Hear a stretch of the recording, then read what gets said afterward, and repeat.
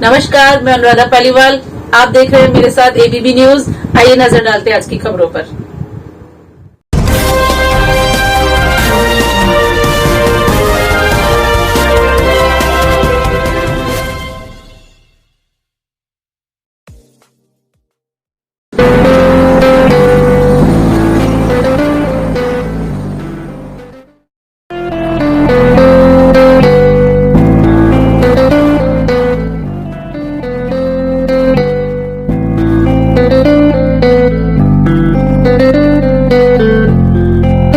संपर्क करें modern technique enterprises 87।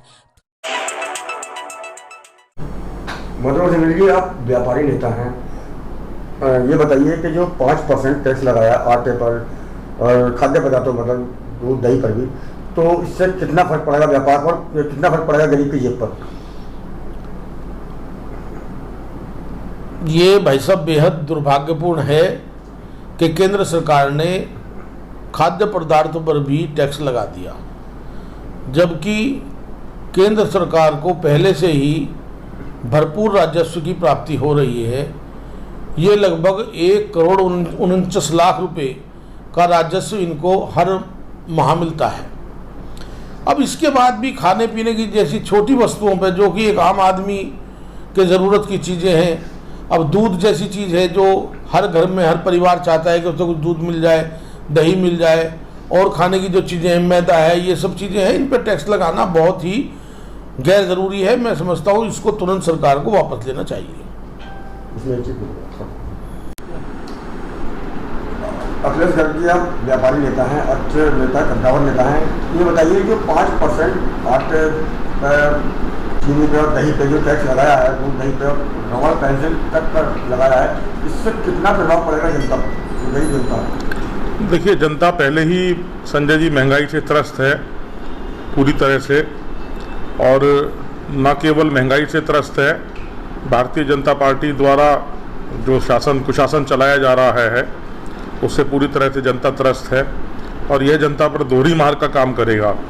यह भारतीय जनता पार्टी की दोहरी नीति का परिणाम है कि एक तरफ तो आप राशन बांटने का कार्य करते हैं और दूसरी तरफ आप उसी राशन के ऊपर जीएसटी लगाने का कार्य करते हैं। तो यह दोहरी नीति अपनाना जो है भारतीय जनता पार्टी का हमेशा से कार्य रहा है, और अब तो जनता को भी समझ जाना चाहिए कि कब तक जो है भारतीय जनता पार्टी की दोहरी नीतियों को जनता ढोएगी। जनता समझदार है और समझदारी पूर्वक अपने मत का प्रयोग करना चाहिए, और ऐसी दोहरी नीति अपनाने वाली सरकार को उखाड़ फेंकने का कार्य जनता को जरूर करना चाहिए। अमित शर्मा जी, आप नगर के प्रतिष्ठित एडवोकेट हैं, सेल्टेक्स के, और बार एसोसिएशन के अध्यक्ष भी रह चुके हैं। ये बताइए, लोग अब महंगाई को लेकर चिल्ला रहे हैं कि महंगाई है महंगाई है, साथ ही एक और बात को लेकर के लोगों का विरोध प्रकट कर रहे हैं अपना, के जो खाद्य पदार्थों पर 5% टैक्स लगा दिया, तो इसमें आपका क्या कहना है? देखिए, महंगाई तो है, और एक बड़ी मात्रा में महंगाई बढ़ी है। अब महंगाई बढ़ने के पीछे कारण क्या है वो दूसरी बात है, मैं उस पर नहीं जाना चाहता, लेकिन एट प्रेजेंट जो देखने में आ रहा है महंगाई काफ़ी बड़ी है। और दूसरा जो सवाल आपका है कि जो आदमी की मूलभूत आवश्यकताएं हैं, जैसे आटा है या और सब चीज़ें खाद्य पदार्थ हैं, उन पर अभी हाल ही में पिछले माह जो टैक्स लगाए गए हैं उससे संबंधित बात मैं ये कहना चाहूँगा कि सरकार कोई भी हो, किसी भी पार्टी की हो, सरकार का काम होता है कि हमारे जो नागरिक हैं उनकी देखभाल करना और उनकी मूलभूत आवश्यकताओं को पूर्ण करना। तो मूलभूत आवश्यकताओं में सबसे बेसिक अगर मैं जाऊंगा तो सबसे पहले होती है पेट की भूख, और भूख के लिए भी सबसे पहले अगर जाना चाहेंगे आप तो वो होता है आटा, अनाज। तो आटे पे मेरे हिसाब से टैक्स कभी भी नहीं लगना चाहिए, क्योंकि ये लोगों की भूख मिटाती है। हम लोग एनसीआर में बैठे हैं, अब अगर हम एसी बंद कमरों में बातचीत करें इन सब विषयों पे तो लोगों को लगेगा नहीं यार कुछ नहीं हो रहा, कोई महंगाई नहीं है, और आटे पे टैक्स लग रहा है तो कोई बात नहीं, उस पर टैक्स लग रहा है तो कोई बात नहीं, बंद पानी पे, बंद दूध पर टैक्स लग रहा है कोई बात नहीं। लेकिन बात है, फर्क पड़ता है।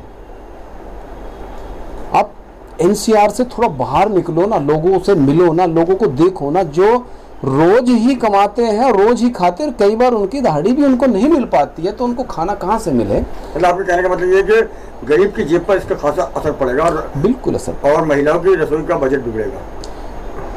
देखो असर जिन पे पड़ना चाहिए उन पे असर पड़ रहा है। मैं ये नहीं कहता कि अभी 100% लोगों पे असर पड़ता है, नहीं पड़ता बहुत सारे लोगों पे, लेकिन हाँ जिन लोगों की संख्या ज़्यादा है या संख्या कम है, आप देखो एक गरीब जिसको खाना ही नहीं मिल रहा खाने के लिए, उसको अगर आटा और महंगा हो जाएगा तो उस पर मार पड़ेगी। तो इस पर थोड़ा सा सरकार को सोचना चाहिए।